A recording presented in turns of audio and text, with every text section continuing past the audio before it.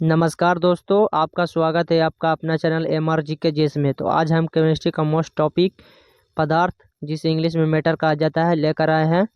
आज हम लोग पदार्थ को विस्तार से पढ़ने वाले हैं और लास्ट में प्रीवियस ईयर्स क्वेश्चन भी देखेंगे। तो चलिए वीडियो को शुरू करते हैं, ज़्यादा बातें नहीं करते हैं। तो पहला नंबर यहाँ पर पदार्थ का डिफिनेशन देख लेते हैं हम लोग। तो पदार्थ का डिफिनेशन लिखा हुआ है, कोई भी वस्तु जो स्थान घेरती हो, जिसका द्रव्यमान हो, उसे पदार्थ कहा जाता है। यहाँ पर सब शब्दों में लिख दिया गया है, इसे आप याद कर लीजिएगा। अब यहाँ है पदार्थों का वर्गीकरण, जिसे इंग्लिश में कहा जाता है क्लासिफिकेशन ऑफ मैटर। तो पदार्थों का वर्गीकरण दो आधार पर यहाँ पर किया गया है। पहला है भौतिक आधार पर और दूसरा रासायनिक आधार पर। पहला भौतिक आधार और दूसरा रासायनिक आधार पर पदार्थों का वर्गीकरण किया गया है। भौतिक आधार पर पदार्थ तीन प्रकार के होते हैं। पहला है ठोस, दूसरा है द्रव, तीसरा है गैस।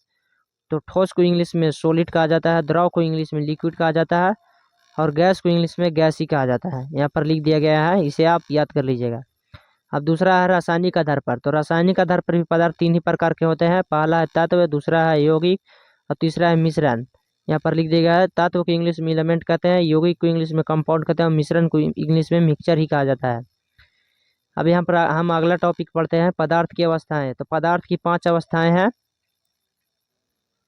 पहला अवस्था है ठोस अवस्था, दूसरा है द्रव अवस्था, तीसरा है गैसीय अवस्था, चौथा है प्लाज्मा अवस्था, पांचवा है बोस-आइंस्टीन कंडेंसेट, जिसे शॉर्ट में BEC कहा जाता है। अब हम लोग पढ़ते हैं ठोस अवस्था क्या है, जिसे इंग्लिश में सॉलिड कहा जाता है। तो ठोस अवस्था का यहाँ पर गुण लिख दिया गया है, देख सकते हैं आप लोग। तो ठोस अवस्था में वस्तुओं का आकार एवं आयतन दोनों निश्चित होता है। जो ठोस वस्तु होता है उसका आकार एवं आयतन दोनों क्या होता है, निश्चित होता है। इसे आप याद कीजिएगा। यहाँ पर दूसरा नंबर गुण है, इनमें नगण्य संपीड्यता का गुण पाया जाता है। जो ठोस वस्तु होता है उनमें नगण्य संपीड्यता का गुण पाया जाता है, यहाँ पर लिख दिया गया है। अब यहाँ पर तीसरा नंबर गुण है, ठोस वस्तु में अंतरान्विक स्थान कम होता है, जबकि इनके माध्याकर्षण बल मजबूत होता है और इनमें उच्च घनत्व होता है। ठोस वस्तु में अंतरान्विक स्थान कम होता है, लेकिन माध्याकर्षण बल की चेक किया जाए तो अधिक होता है। अब यहाँ पर दूसरा नंबर है द्रव, जिसे इंग्लिश में लिक्विड कहा जाता है। द्रव के बारे में पढ़ते हैं। तो द्रव अवस्था में वस्तु का आकार अनिश्चित एवं आयतन निश्चित होता है। यहाँ पर द्रव जिस पात्र में रखा जाता है उसी का आकार ग्रहण कर लेता है। तो कहने का मतलब है, अगर आप एक गिलास पानी लेकर उसे लोटा में डालिएगा तो वो लोटा का आकार ग्रहण कर लेगा, इसलिए द्रव का आकार निश्चित नहीं होगा, अनिश्चित होगा।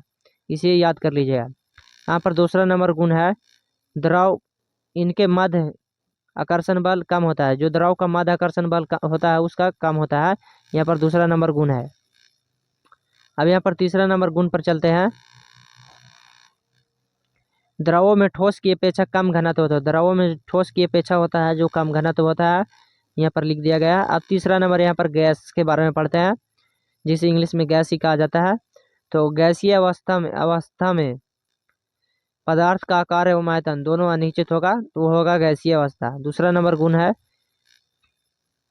गैसों में अंतरान्विक स्थान अधिक होता है, इनमें उच्च संपीड्यता का गुण पाया जाता है। दूसरा नंबर। अब तीसरा नंबर यहाँ लिखा गया है, गैसों के कारण माध्याकर्षण बल नगण्य के बराबर होता है, मतलब ना के बराबर होगा गैसों में आकर्षण बल।